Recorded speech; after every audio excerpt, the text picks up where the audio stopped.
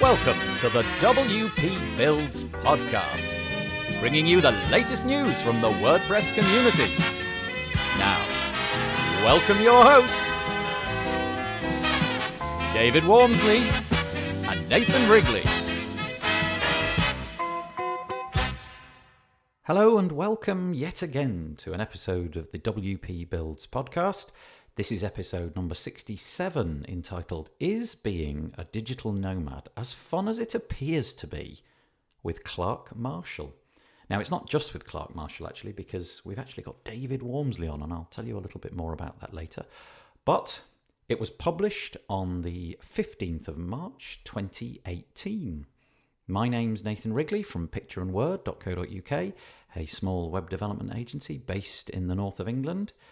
And I'm going to be joined later, as you all know, by David Waumsley from davidwaumsley.com. Now, you may have noticed that the WP Builds website has had a bit of an overhaul. Well, if you haven't, it has. We've got a new logo and a new design, which was put together by Dave Toomey from the Beaver Builder Facebook group. And thanks, Dave, for all of your hard work with that. And I just think it's brilliant. If you haven't had a look, go check it out. You'll see it's radically different. But things are still in place. You can still go and click on all the buttons under the podcast player and, get to iTunes and give us a 5-star review. We still have the Facebook group over at wpbuilds.com/Facebook. You can subscribe at /subscribe to our newsletter. And there's lots of buttons on the website now to enable you to do that as well. And if you'd like to advertise on the podcast, it's /advertise. So 3 parts, as always, to the podcast. We've got the discussion, which today is entitled, Should You Explore New Themes All the Time or Settle on One and Just Love It? Something which is dear to my heart, because I confess I sometimes look around, but I know which ones I really like already. And then we've got the episode with Clark. And finally, at the end, we've got the ending fact, which is called 15 Minutes to Consume Beautiful Content. It's all about how long, apparently, people are prepared to spend looking at lovely content over drab, uninteresting content. But let's get on with the main event. It's all about Clark Marshall, and actually, oddly, I'm interviewing David Waumsley at the same time because they're both digital nomads. And we're asking the question, is it fun to be a digital nomad? How easy is it? Is it all glamour and beaches and temples and relaxing? Or is it hard work? You're going to find out in just a moment. Thanks for listening to the WP Builds podcast yet again. And today's discussion is, should we explore new themes all the time or settle on one and love it? Nathan, we're both kind of looking at other themes, aren't we, at the moment? Yeah, I wonder. I am definitely in the settle on one theme and love it, because we've prefaced this, haven't we, with should you explore themes all the time, new themes all the time, or settle on one and love it. And I don't look around very much at all, but at the minute I am, which is sort of quite surprising for me. But I don't really have the heritage in themes on WordPress. I used to do quite a lot of theming in Drupal to really know what it is that makes something desirable. I mean, since I joined the WordPress community, if you like, the only themes that I've had really any experience with were a very brief period of time around Theme Forest, where I ended up with a theme called the X theme, which I think is probably still going. Which had like a page builder built in, but did everything with shortcode. So I very quickly learned that, this is not the right way to do it, probably. And then quickly found Beaver Builder with its theme. And then dabbled continuously and often with GeneratePress, which I've used many times and rather love. And then more recently, there's been a lot of talk about a theme called Astra, which has been gaining ground at, I think, an incredible rate. But most of my sites, I will default to either the Beaver Builder theme, the Astra theme, or GeneratePress. But I don't really have the history, because I think, like I said, working with Drupal, they're completely different animals. What is it, David? Because you've got a lot of history with themes. What is it that's attracted you over time to themes and made you stick with one in particular? Yeah, I am the same. I'm a settler by nature. But it's my journey. My journey first with WordPress was, you go to the repository and wow, all these pretty themes. And I really didn't know my CSS then, so it would just be grabbing anything. And then later I'd realized the restrictions that it had. And then I got introduced. So I think almost everybody seems to do is to go down the theme forest route, where you say, this does everything.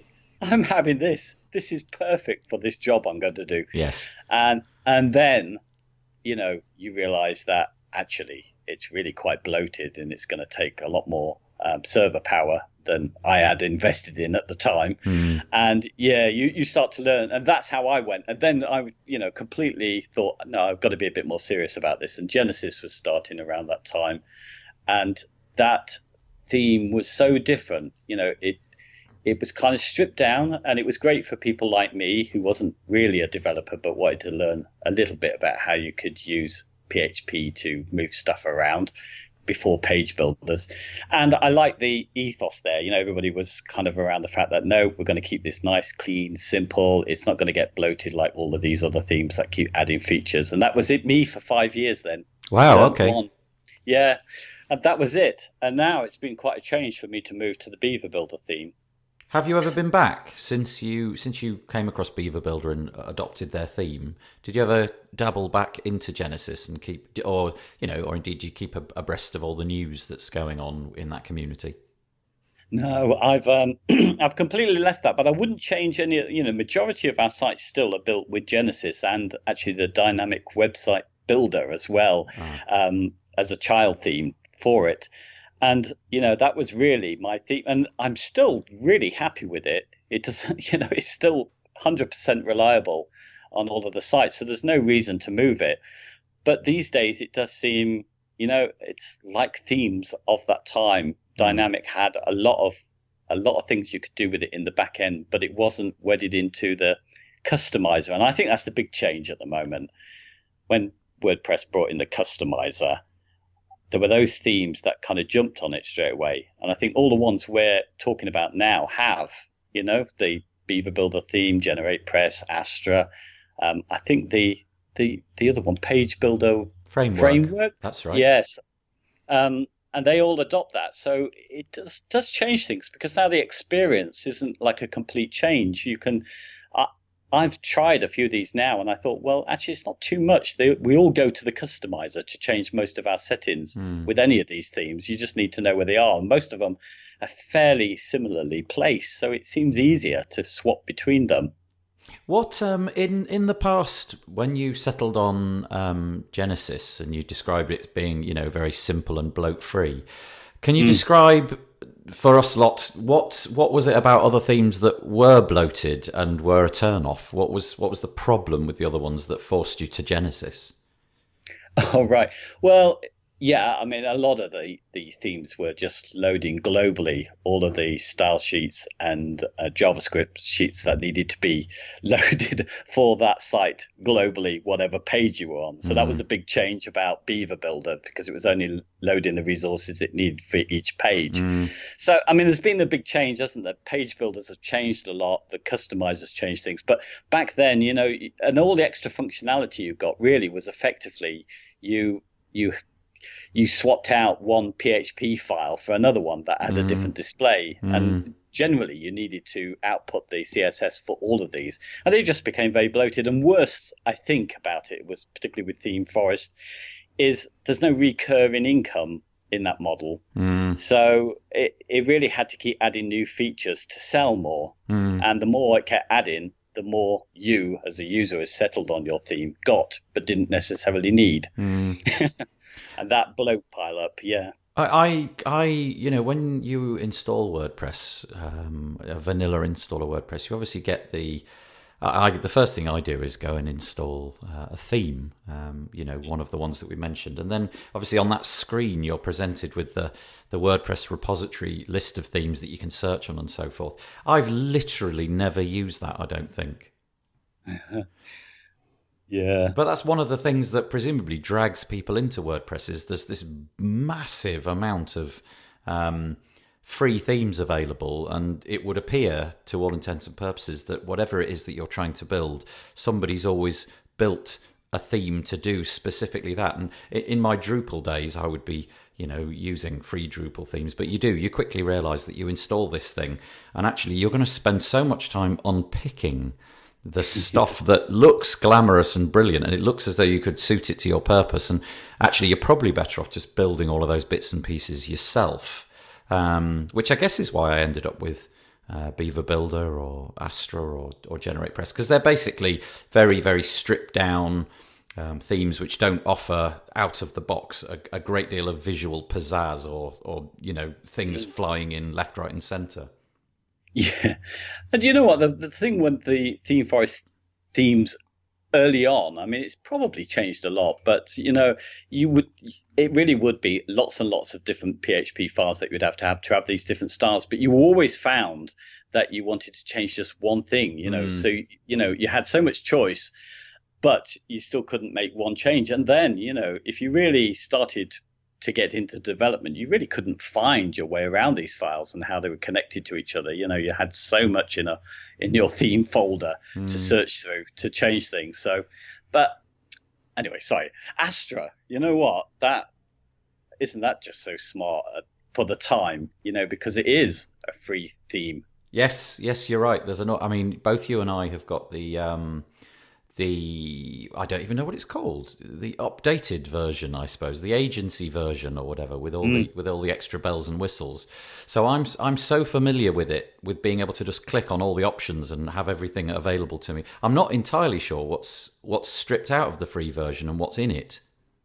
Yeah, well, it's exactly the same. Actually, I saw a video only the other day when I realized it was on Astra, and it was just using the free version with Astra sites, and it was putting together a WooCommerce site. It was Athlon, one of the people in the group. So, Athlon. And I didn't realize that you could get all that stuff for free. Right, yeah.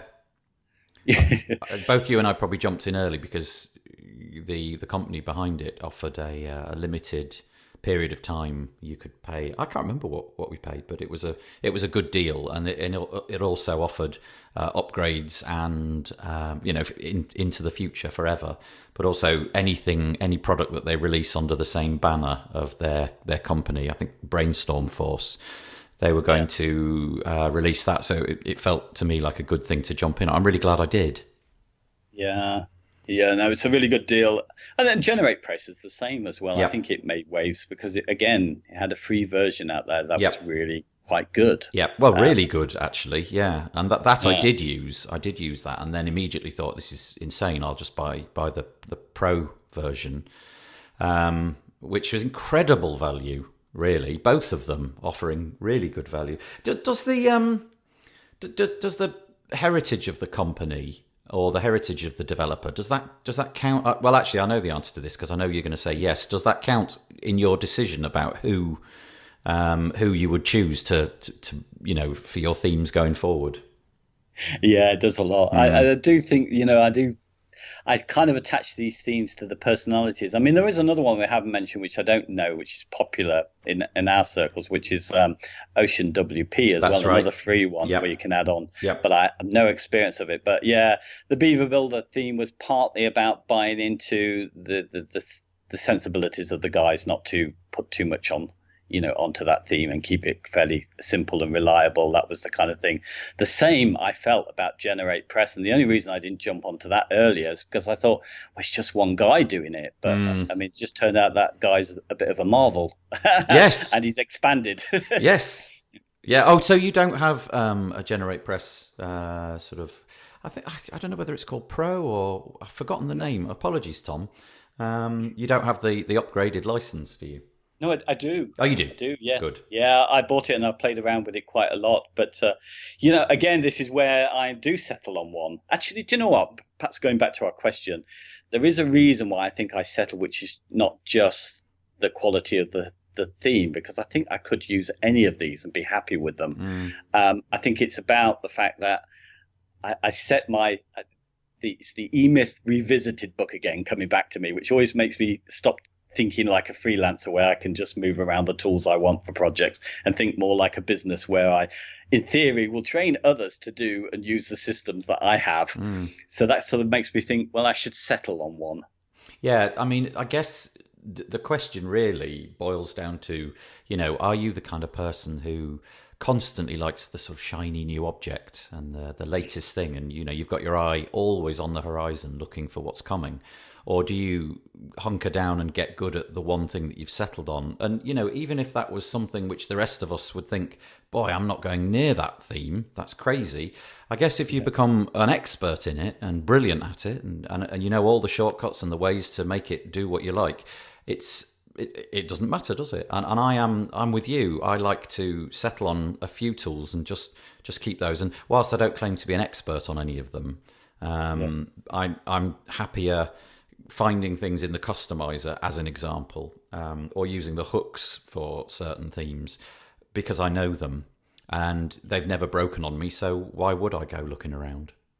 Yeah, and do you know what? I have an admiration for the folks who stay with Genesis and say that's my theme, and I have no reason to change it, because they have stayed with it, and there is no reason to change it if you're quite happy with it and it. It's just that it isn't now built for page builders. No. It does mean that you have to do something else to make sure that all of your pages are full width. So you do have to do a little bit of work.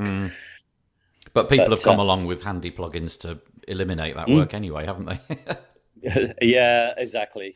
Yeah. So, well, I mean, I think I'll be settling on them. Is there anything that you've caught wind of that's on the horizon where you've heard about a new theme? Because I mean, so far, what have we mentioned? We've mentioned Astra, Generate Press, Ocean WP, the Page Builder Framework, Beaver Builder's theme.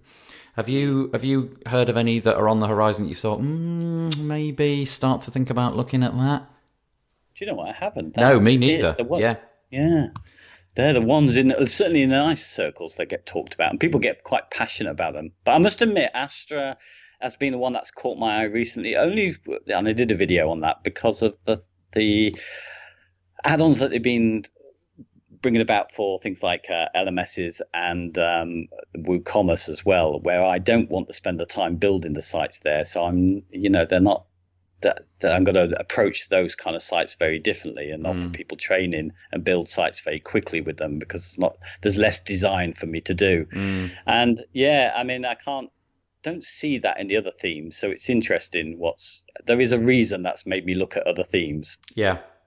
I don't think I'll be changing. I've heard of nothing. I think the communities that I'm in, I'm noticing that Facebook is this echo chamber, and largely my communities are in Facebook. So such and such a group and another group, and we it's a cyclical thing. We talk about the same stuff and massage those conversations more and more. So it's very rare that somebody comes along and says, "Look, here's an utterly brand new thing." And we don't seem to talk about themes too much, actually, thinking about it. It tends to be around, plugins and custom fields and custom post types. And, obviously now we're talking about things like page builders and ways of theming. I wonder, given this conversation a year from now, 2 years, let's say 3 years, actually, I wonder if themes will even be a thing. Yeah. Well, there's our friend Doug Belchamber is very much playing around with this notion, isn't it? I mean, he uses underscores, I think, or something like that, a framework which as a developer, is just very basic, and he can add only what he needs. So he's kind of out of that market altogether, but really has been postulating, if that's the right word, on whether we actually need them with things like Thema and Elementor's getting its own version of a sort of page builder like that, whether the themes really matter anymore. So, I mean, obviously the way that WordPress is structured, we need a theme. That you just need a theme. You need something to encapsulate what the HTML output is. But we're kind of used to the theme, clicking a button and the entire website changing before our eyes, and oh look, there's the theme, it's doing all these things, it's putting things here and there. But I can absolutely see a point in the future where I will, let's say I'm using Beaver Builder, I'll install the again, something super duper simple, and I've not played with underscores, and every single bit of the site I will build using a product like Beaver Thema or Elementor's page, I don't know what they're going to call it. I think it's called the Elementor theme builder or something. I just can't see that not happening for the majority of people like me. Obviously, that's not going to be everybody's cup of tea, but I think I agree with Doug on that point. Yeah, it does. Well, it's the big thing. Do you do that? I mean, Doug's working on a plugin, which I don't know if he's ever going to release, because he's in a quandary about that, because, it's quite possible with a module like that to be able to set global styling for all of your page builder. And that is, is that the job of the theme or not? And a theme, all you need, isn't it? Technically, I think, is just a index PHP file and a CSS file to make WordPress work. So they can be blank and you can carry on, I think. Yep. I mean, so long as you've got, the sort of headers and the footers thing seems to be something which is globally recognized as being part of a theme. But yeah, beyond that, I don't really see why I wouldn't want to build all of that in a page builder. It sort of strikes me as that's what I'll be doing in a few years' time. So the bottom line is, should you, that's the wrong word, isn't it? Let's call it, do you explore themes all the time, or do you settle on one and love it? Well, my answer to that is I don't really explore themes all the time. And I've settled on about 3, and I love them all. Yeah. What about you? Exact same answer. Yeah, well, almost. Yeah, I am very much wedded to the Beaver Builder theme because I spent a bit more time digging around the files. So I can feel I can do more. That's my go-to all the time. But yeah, it does seem the case that I can just easily pop in any of the others and be quite happy. That's another important consideration, actually, that we never really mentioned, is the documentation of a theme. And you don't really get to know that until after the fact, do you? You've got a theme and you suddenly realise there's something you need to do, so you then go and explore the documentation. All I can say about the Generate Press documentation and the Beaver Builder theme documentation is I think it's really good. I haven't really explored the Astra documentation. I'm guessing that, a considerable amount of work has been put into that. But tracking down things, how to do such and such, and also the support channels that you've got, that's an important part of the theme, even though it obviously, you're not thinking about that too much at the time that you buy it and install it on the website. That's quite significant and important. Yeah. I get a little bit annoyed, I think, sometimes with themes, because we do jump on the latest thing and the new thing, and often what isn't talked about so much is the reliability. So maybe a theme that's not progressing so quickly. I mean, that was one of the selling points of Genesis, was that it didn't, and I guess in Facebook groups where we are excited about what's new, often that gets lost a lot, and I get upset that we don't sort of reward those companies, if you like, who are just very stable all the time and don't let you down. And that has been the case for the Beaver Builder theme in Genesis, both for me. I mean, I'm not saying the others aren't, but it's just that there's so little discussion on that side of things. Yeah, a pat on the back to people who basically don't iterate rapidly and just leave it as it is and allow you the time to become familiar with it. Yeah, it's a good point. Yeah, we've probably done this one, I would imagine. Should we say that we've finished this discussion? All right. Yeah, it's time for you to talk to someone else, I think. Okay, so we'll go to the interview. Hello and welcome to the interview part of the podcast. Today this is very exciting because it's been ages since David Waumsley came on the interview. You're used to hearing David at the beginning and the end of the podcast in the discussions and so on, but today he's actually decided to come on to the interview part because his very, very good friend Clark Marshall, all the way from New Zealand but today speaking to us from Australia, is joining us. So hello David and hello Clark. Hello. Now the problem that we're going to have Yeah, thanks for joining us, David. Problem that we're going to have today is that whole passing on of who's to speak next, and I've no way of knowing who's going to talk next. So if there's a horrible pause, just chip in, and inevitably all three of us will start talking at the same time, and it'll be really awkward. But we'll just sidestep that whole problem. So, Clark, hi. Hello, thanks for having me. You are very welcome. Now, the reason that we got Clark on is primarily because he's David's mate. And the other primarily is because he's got a really unique take on having his WordPress business, because a little bit like David, he spends the largest proportion of his year not living in the same place. He is what you might call a digital nomad. So he moves from one place to another and then moves again and moves again. And so there's no permanent base. Am I right in saying that? Or do you have a home somewhere in Australia or New Zealand which is absolutely yours and you return to it all the time? No, not at all. We're completely nomadic. And we have, go on.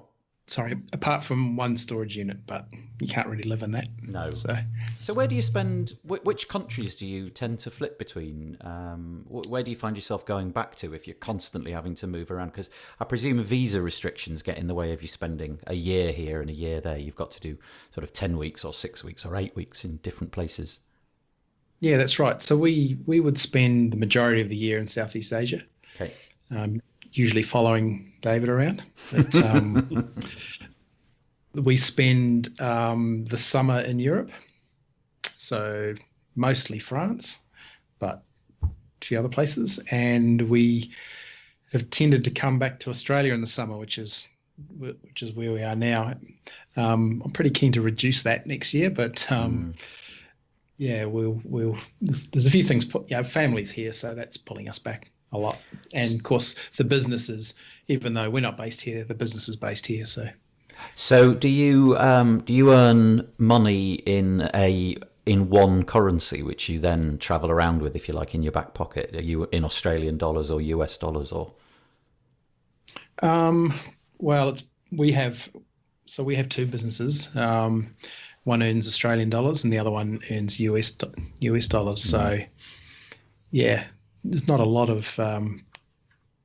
It just all goes into the one money pit and gets sucked out of the ATM and whatever currency we're in. Yep. That works really well, actually. In this day and age, it's very straightforward, isn't it? Even if you're using things like PayPal or Stripe just to get it put into a bank account somewhere, and then, even 20 years ago or so, when I was traveling around, the ATM was ubiquitous. You didn't have to travel very far on a bus before you could find an ATM.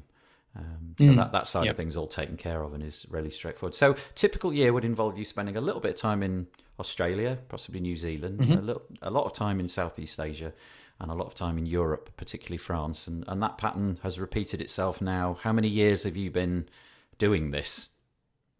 2 years. Right. So 2 years ago in April, actually, which is not far away, we departed. Everyone thought we were mad. We thought we were mad, actually, but it was a bit frightening. It's like stepping off the cliff. But we did it, and it's incredible how the business has evolved. Actually, did you step out of Australia and literally put everything in storage and knew that this is what you were doing, or did you go on a holiday, like a long holiday, thinking, okay, well, we'll do 6 months, it'll be great fun, and then we'll come back? Or was the intention, right, that's it, we're done, we're going, and we're in ostensibly we're never coming back permanently? Yeah, we initially committed to 1 year, right? And it kind of came about from we used to go to Bali a lot, which is pretty close to Australia. It's fairly easy to get there. We were up there for 7 weeks once and had a big project on, and everything that could go wrong did go wrong with it, and we managed to sort of deal with it all through power cuts and dodgy internet. So we sort of got to the end of that and thought, we could do this for a bit longer than 7 weeks. Right. So we sort of hatched a plan and came back and put everything on the market and departed. And David, did you have the same? Because although David and I, whilst we're off the air, talk a lot about his travels, we don't really ever dwell on it. David, I'm going to interview you. This is going to be really weird. Did you do the same thing? Did you kind of clear off and think, that's it, we're done, we're not coming back apart from holidays back to where we permanently live? Or was it an accident? Yeah, absolutely that. It was really just for me. I knew I couldn't go back. I took a year off from my job and I could still go back to it, and they wanted me to go back. But when I went back, I knew I couldn't go back on myself, so I needed to leave that job. And of course, what I learned in that year away in India is that I could live much cheaply, And so I thought, well, I was going to do something else, travel blogging. So we would definitely go in because it was the only way we were going to be able to survive. We had to leave because I left my job. That was the way it was going to be. It's a thing that it must be at the front of a lot of people's minds when they go into this business, that it offers that chance. There is the internet is everywhere. You simply need a computer. There's all sorts of paraphernalia that would be desirable to have, but you really only need a computer, a little laptop, in order to do this work.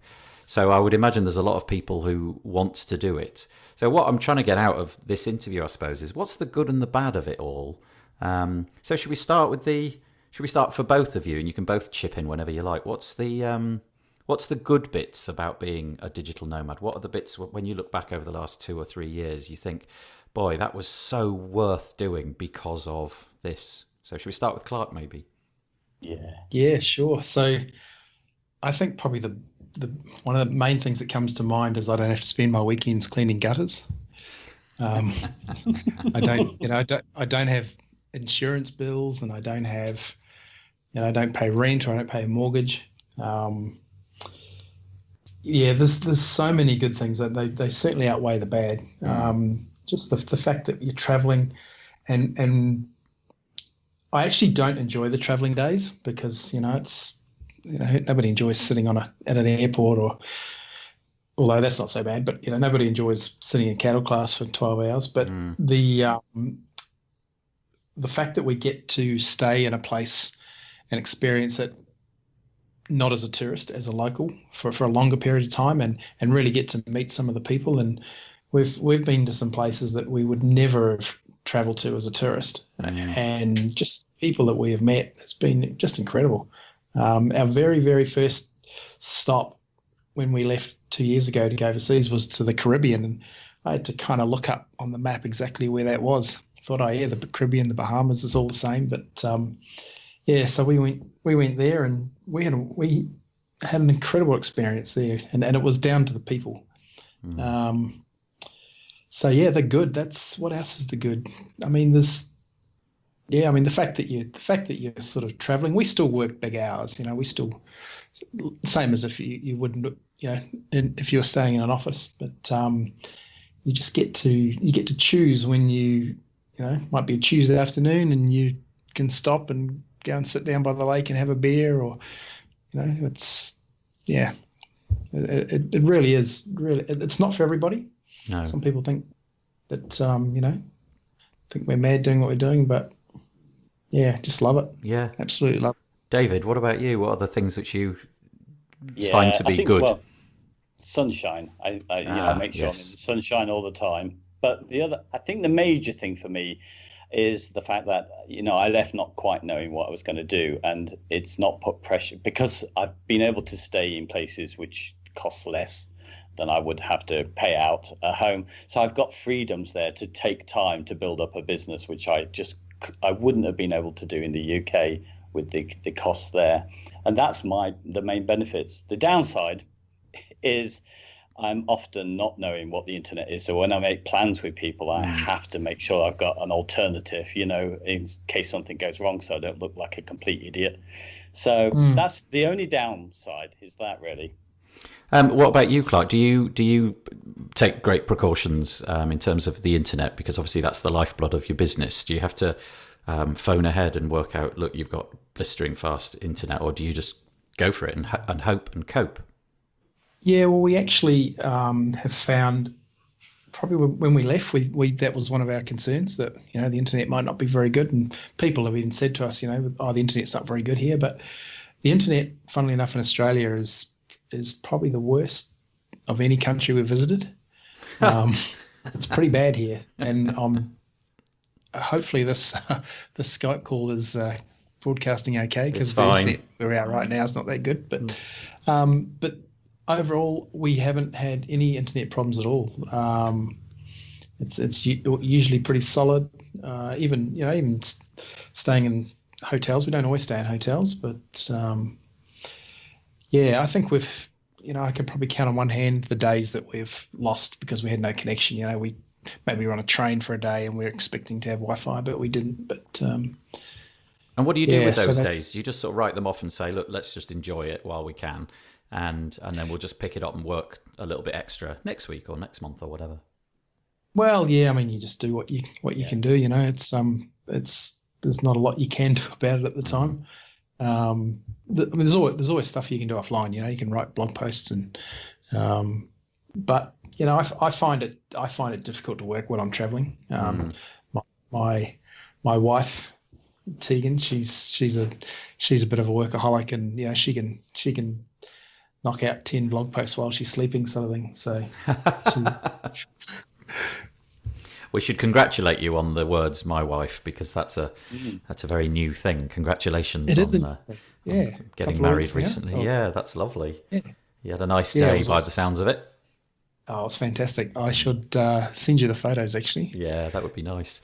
Yeah. So I mean, the thing which strikes me is, well, apart from the fact that I'm not willing to travel anymore, I've kind of got kids, and that's a part of my perception of being a father is stability. I think that's a good thing at this time of their lives. So I'm not doing it. But one of the things that occurs to me that would be difficult would be like communicating with clients and their expectations around, I need to have you on the phone, or I need to be able to phone you up, or to get a reply within such and such a time. How have you built your business? So now it feels like we're going into what your business is. What exactly is the structure of your business or businesses, and how do you cope with the fact that you can't interact in a normal way with your clients? Yeah, so we that was one of the big worries when we left about how we would get new clients and how would we communicate with people, and we've been pleasantly surprised. We've been able to grow during this period. We actually split the business in two a year ago and brought on a business partner she's Christy. She travels a lot, but she's currently based in Melbourne. So she's our rock, if you like. Yeah. In terms of geographically.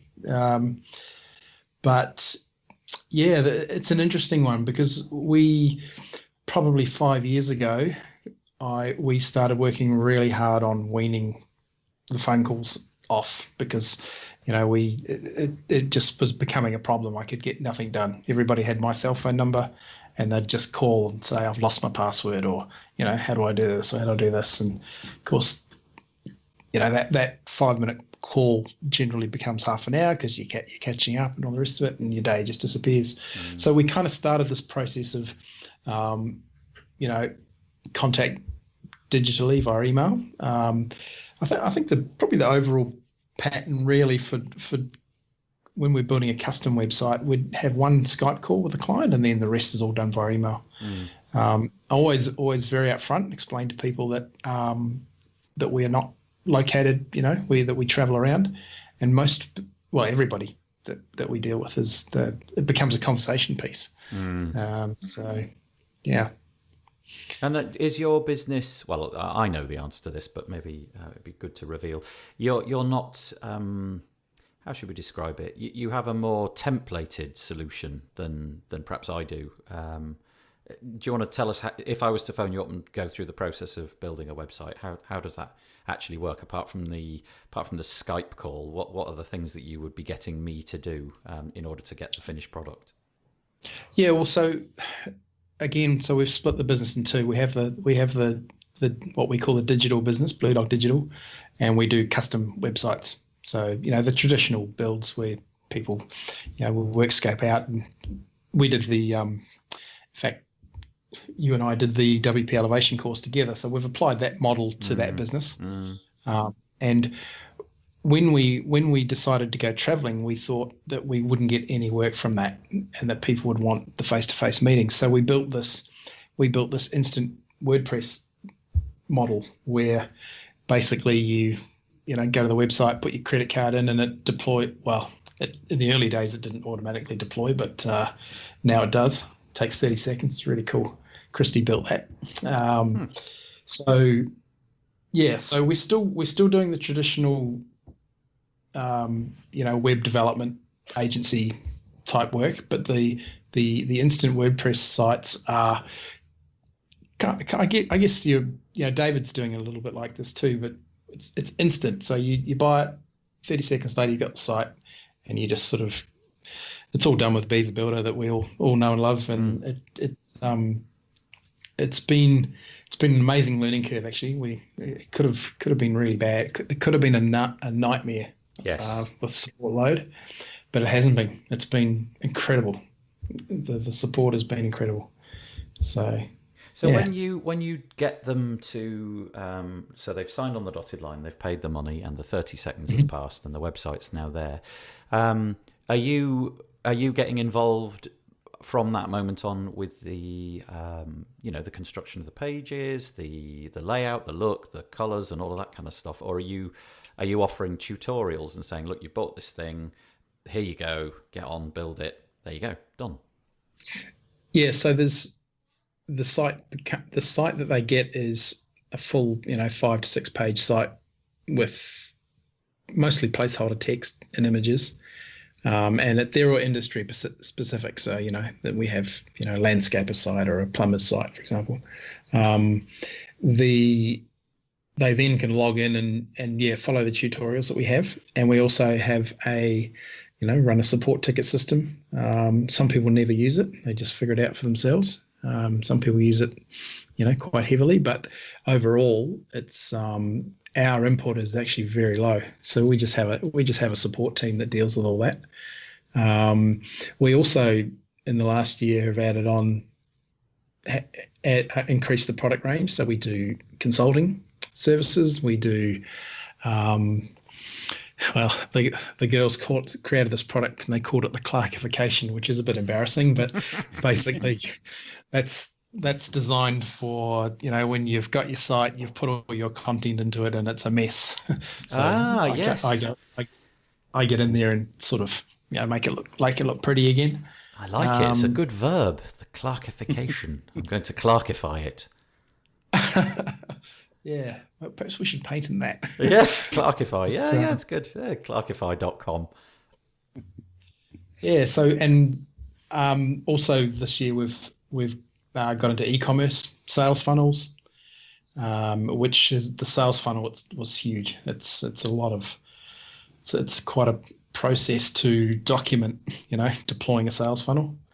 I mean, I'm just deeply impressed by the sort of the depth of it all, and the fact that you've managed to do this without, putting Post-it notes all over your walls, and the fact that it's every day. Well, not every day, but a lot of the time is in a different environment and all of that kind of stuff. And yet, it feels to me like a lot of people would fail to pull this off if they had everything in exactly all the docs lined up in a row. So I'm deeply impressed, Clark. Very, very impressed that you've managed to pull it off, and it's growing. It is growing. Yeah, it's we're again, it's evolved over the last year, and we're partnering with other people to sell our sites because we've we see it becoming just a pure white label platform. Right. And we've got some coaches in the States, and another gentleman we're talking to who's possibly going to be listening to this podcast. But it's really exciting times for it, actually, and it's one thing in the last 6 months as I've become acutely aware of is that the digital side of it, the custom websites, they're hard work. They're you have all those. It's very hands-on for me, and it takes me out of contention for getting anything else done for big periods of time. But the other business is very scalable. It's very, very, I'm going to say very easy. It hasn't been very easy. It took us a huge amount of time to build out the tutorials and work out. You make a change to your stack, and then you've got all these design sites and all the client sites that you need to do that too. So it's been a really good thing bringing Christy on. She's quite a clever developer, and she gets in there and She's even been teaching me the command line, actually, which we joke. Yeah. Yeah. Oh, yeah. I mean, amazing, just amazing. So you've done the tutorials all yourself because you've got presumably you've got a bespoke set of menus and that kind of thing in the UI, and you've built all the templates yourself as well. Yes. Yeah. How many? If I was to sign up, how many currently? How many templates do you have for us to choose? There's only about 20 there. Oh, only. That's quite a lot. Yeah, it did take I think we launched with 12, I think. Yep. And yeah, it actually, it's one of those things. It's like everything in this game. Once you sit down and block off a week or a few days to do one, it's not too bad. No. But we have, we've got some processes and starting to think about how we can take this to the next level. And I don't see us ever having sort of 200 templates, but I think 50 would be a good number. Okay. Maybe 100. Yep. It's just too confusing. Yeah, this seems to be very much a way that WordPress is going, doesn't it? That it's becoming something to hook templated sites on. It's happening all over the place, isn't it? With various themes that have come along with this functionality. But I like the fact that you've done it all yourself before anybody else did it. That's really, really quite clever, and hats off to you for doing it whilst moving around. David, is that really different to your model? How are you churning out your sites? Yeah, well, we're moving to productize. A little bit different from Clark in a way, in the sense that we still want it to feel like a custom site. So we're not really. If somebody, it depends really. We'll ask them to come with us and book some time to build their site, and we could build one in a day really cheaply, and they could go on our hosting plan, and that's how we would make more money out of it, because the one day we're selling that really cheap. But in that time, they could choose to go for templates, because there's some examples there, mostly borrowed from other people. But largely, we're spending the time with them to build their site quickly. Right. So simple sites can be built like that. So it's in between, really, I guess, full custom and DIY. And I've got a question for Clark, actually, with that one, because I guess when we spoke most about a year ago, there was more custom work, big jobs you were getting at the time. Mm-hmm. And I can tell, obviously, over time that you've enjoyed more setting up the DIY product. Do you think, if somebody else wanted to go off traveling like that, do you think there is one model that would suit best, that gives you more freedom? Well, I guess everything in this game comes down to sales. It's just whatever you can sell. You could be the best developer, and do some incredible work with big sites. But if you can't find those clients, then that's the challenge. And that continues to be the challenge I see with this. I see a lot of people that and I'm probably one of them, spend way too much time on Facebook, and you can just, they're obviously haven't got any work. So, I think it starts at sales. You don't even need to be good at building websites, so it seems. Well, that does help. Yeah. Did you have the? Oh, sorry. No. No. Please carry on. Yeah, I was just going to ask. I mean, the situation that I get, Clark, is and the reason why we do these build days now is because at least I can control my calendar. Because particularly with the travel, sometimes it's going to be a couple of days where I'm only really just going to be able to log in a few times to update sites, which is my responsibility. But for doing other work, I'm not available, and so that's kind of why I've gone for my model. Do you? I guess you've got partners who can pick up the slack if you are traveling. Is that how you cope with days out traveling? Yeah, I mean, we generally don't. When we travel, we sort of transit, and it might be, apart from when we, say flying to Europe, it might be, a day or so. But generally, we don't do tourist things. We sort of, people say, oh, did you go to this place, or did you go to this place? We don't. We sort of haven't. We haven't evolved that much that we can, take 3 weeks off from the business and go touring around on a regular basis. So we generally don't go too far away from the computers. Things, we've been very blessed with the platform we're using. We're not, we don't have major dramas. We don't have major outage. Don't have any outages. Um, I did 2 years ago, actually, in saying that, when we first travelled to the Caribbean, had a major problem, but we solved that by changing providers. But yeah, so I guess I guess people probably see us as just, flitting around the world, sitting on a beach, but it's not quite like that at all. No. Yeah. Oh, it sounds to me, Clark, as if you're working very hard, but just somewhere else. Whereas David hardly ever does any work, and sits. I'm joking, of course, but David's got lots of beach pictures, shall we say? It is a really different approach, though. Clark's got this point and click a button. There's your template. Get on with it. Here's some video tutorials, and then obviously this new service, this Clarkification thing, which is going to happen to sort of tidy up after the fact. Whereas David's approach is we're going to spend a day with you, and in that day it will be done. And I think they're both ingenious and very cool and very clever. And one of them's not right. I guess Clark's has more. Yours doesn't require you to be there quite as much, whereas David's committed to giving a day of his time or a day of somebody's time. But both really interesting systems, and I have to say I'm enormously jealous of both of you. I get jealous of you though, Nathan, sometimes, because you can. It's that reliability of stuff around you. There are moments when the traveling gets really wearing. Well, that was actually, oddly, that was perfect segue into my next question. Which, what there must be moments where it does go wrong, and we've sort of alluded to this a minute ago.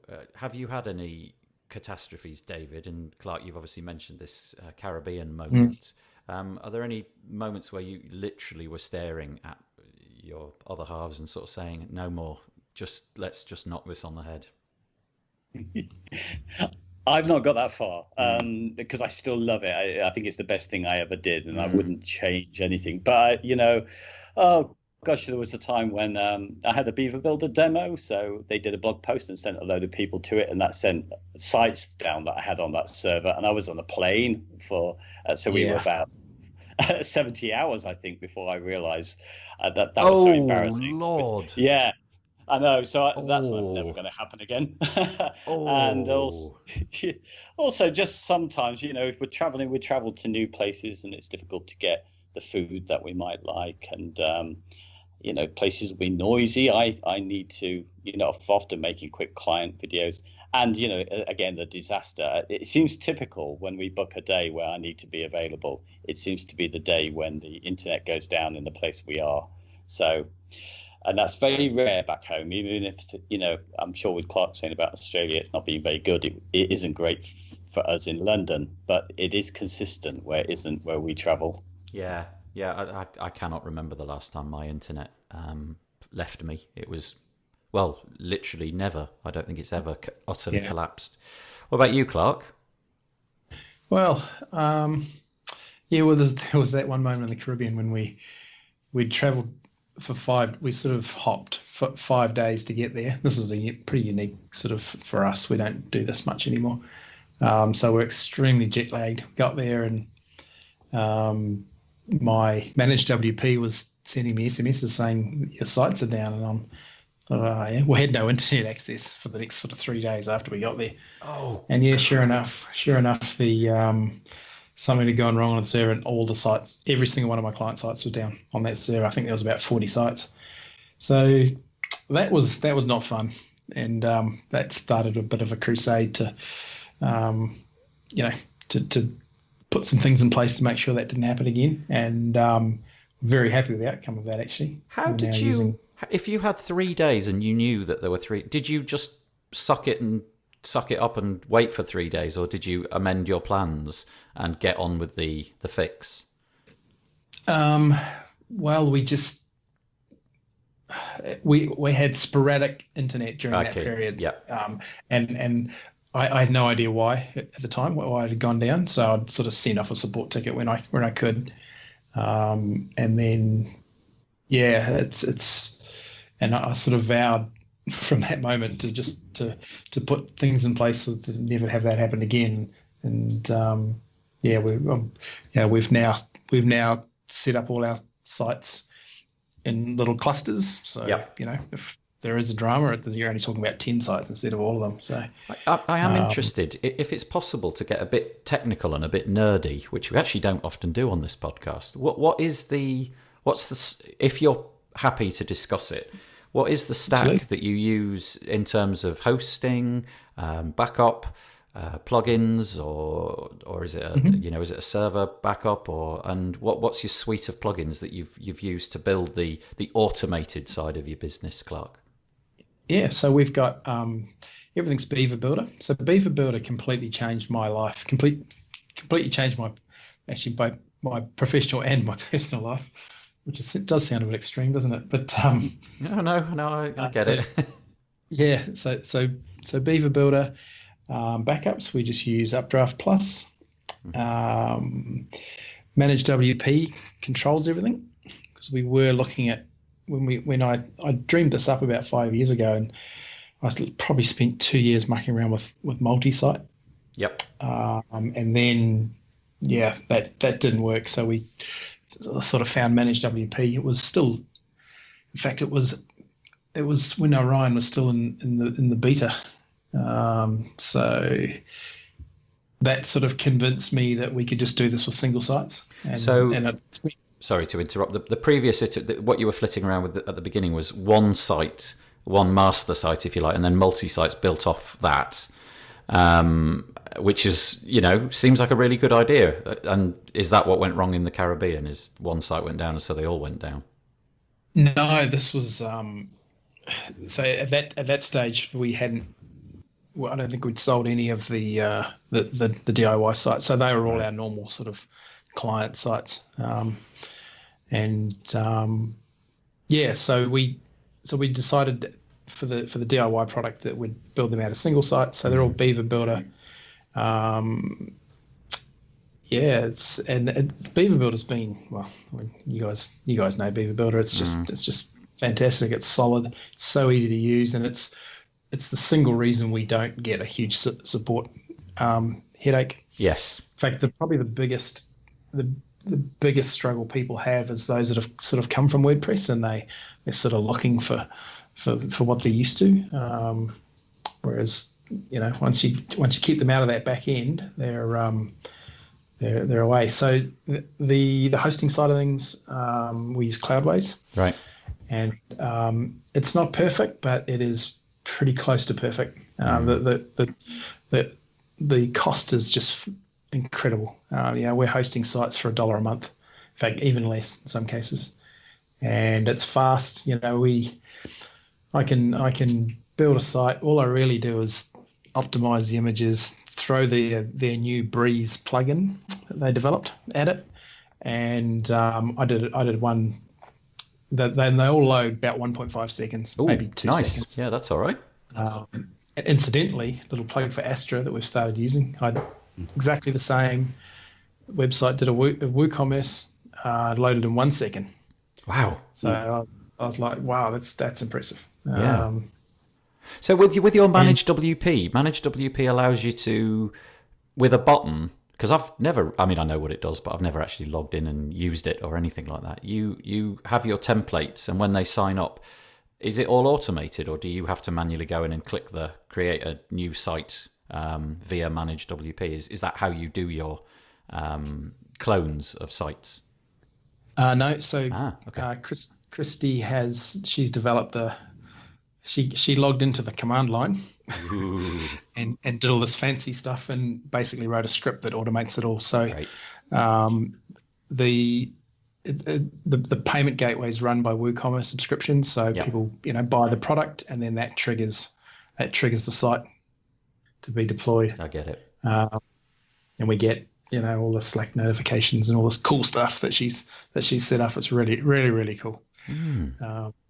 And that's been, I would never have been able to, I'm not a developer. I guess I've learned some development stuff, but I could never have built that out. We had, and that's sitting in DigitalOcean. We couldn't build that on Cloudways. Didn't have the the right access. So I don't quite know the fancy words to use, but we weren't technically able to build that out on Cloudways. So Right. So that's sitting on a big fat DigitalOcean server. The sites get deployed, and they do their thing. We have to manually add them to manage WP. There's a few little things that have to, but nothing drama, nothing major. It sounds like a dream. Obviously, the dream is that it's here now, not that it didn't come by accident. Lots of hard work and getting where you are slowly but surely. David, I'm guessing that's not the same as yours. You don't have that exact same setup. No, we're much more manual. I mean, we are really selling custom sites on a build, how many days you need to build a site. So we can go within the same package to larger projects and just the one small project within the same thing. But they're expecting it to be manual. So there is payment gateways, but that's just we send them to that after they've spoken to us. Mm. Oh, yeah. Do you know what? I'm sitting here looking out of my snowy window, thinking you're in Thailand, David. Clark is in Australia and probably very soon to go to Thailand. Yeah, I think I've got something wrong. I think I need to become a digital nomad. Yeah, I'm quite jealous. Well, I think we have to. Sorry, David, you go. No, I was just going to say this term digital nomad, I think we have to be cautious these days of saying it because they seem to be clamping down in the countries. They don't seem to like it any longer. They'd like to tax us in the countries where we're working. Do you have to pay tax, David and Clark? Do you on the money earned? I literally know nothing about finance. I hand all of my documents over to my accountant and say, please fix that for me. Where do you pay tax? How does that all work? It's home country for me. Right. So is that India? Yeah, no, sorry, UK. it's the UK. Yes. UK. Okay. Yeah. So same here. Yeah. Go on. We pay taxes in Australia. Yeah. So the business is registered in Australia. It's the same as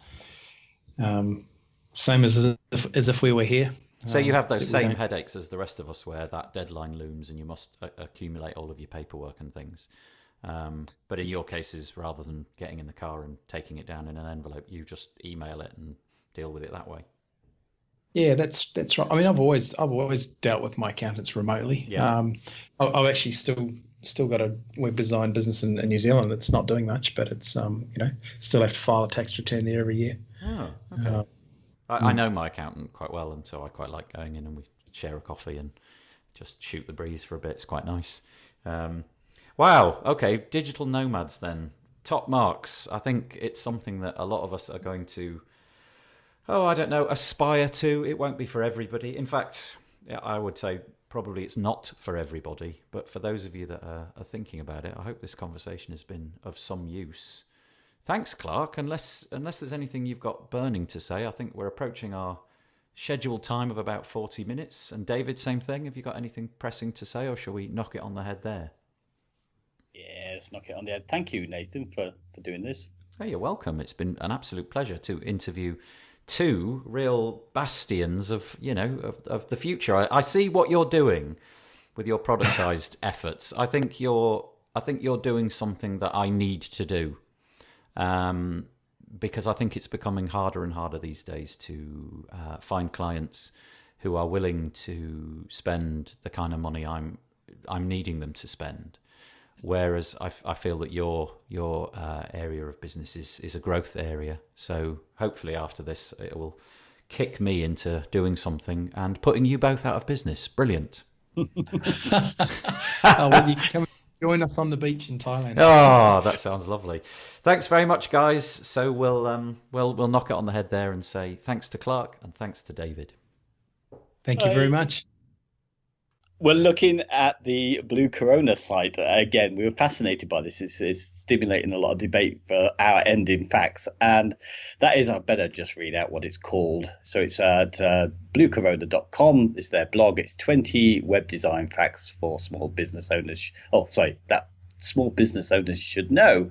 And we've come onto a facts section, which is given 15 minutes to consume content, 2/3 of people would rather read something beautifully designed than something plain.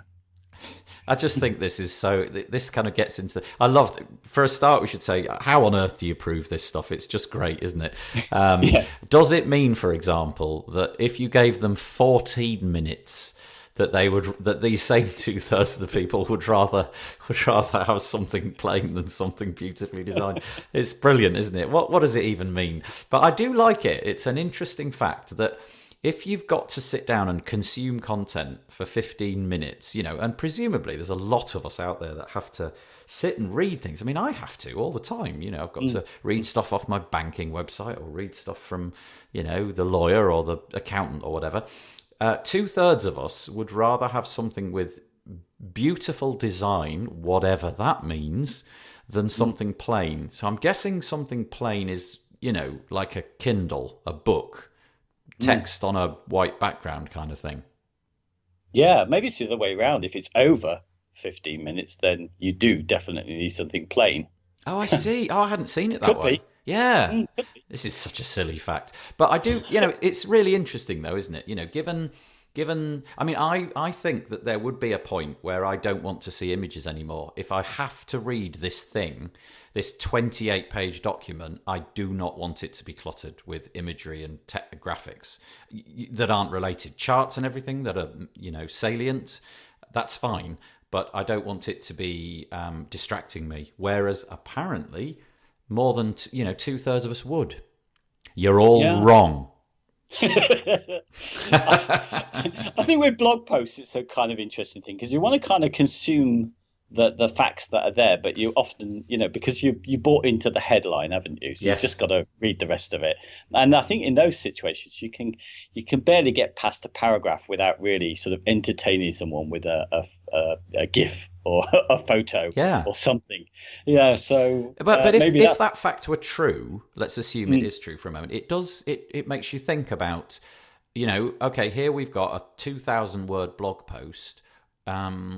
Maybe there's a merit in dressing it up to be more beautiful than just plain text. Maybe you should spend the time because obviously 2/3 is bigger than 1/3 and they like it to be dressed up with images periodically. I don't do that, generally speaking. Whenever I write stuff, like I said, I just like it to be text, but I'm in the minority, so I should address that right away.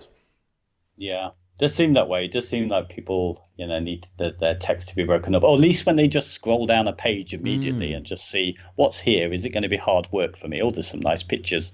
Maybe the computer generation has become, reliant upon images and moving videos and all of that kind of stuff. Whereas in the good old days when I was a boy and we just had a book, it was that was probably what was to be expected. You were lucky if you got a pencil-drawn illustration every 19 pages.